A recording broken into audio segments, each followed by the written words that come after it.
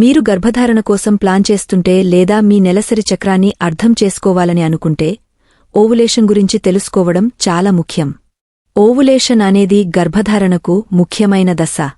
Ovulation ఎప్పుడు జరుగుతుందో, దాని లక్షణాలను ఎలా గుర్తించాలో తెలుసుకుంటే మీ ఫెర్టిలిటీ గురించి స్పష్టత వస్తుంది.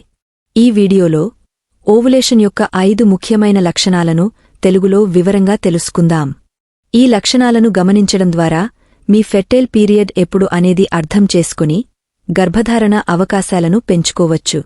వీడియోని చివరి వరకు చూడండి, మీకు ఉపయోగకరంగా ఉంటుందని నమ్ముతున్నాం. సర్వికల్ మ్యూకస్ మార్పులు.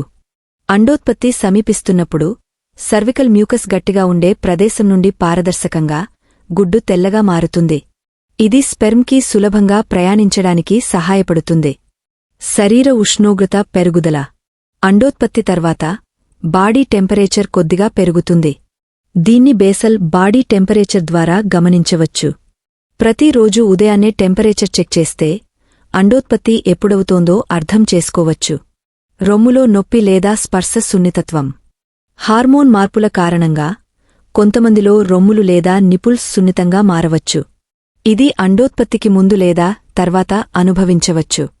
కొంతమంది మహిళలు పక్కటెముకల దగ్గర, ఉదర భాగంలో చిన్న నొప్పిని అనుభవిస్తారు. దీన్ని మిటెల్ష్మెర్జ్ అంటారు.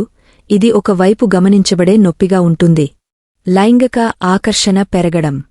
అండోత్పత్తి సమయంలో లైంగిక ఆకర్షణ స్వభావంగా పెరుగుతుంది.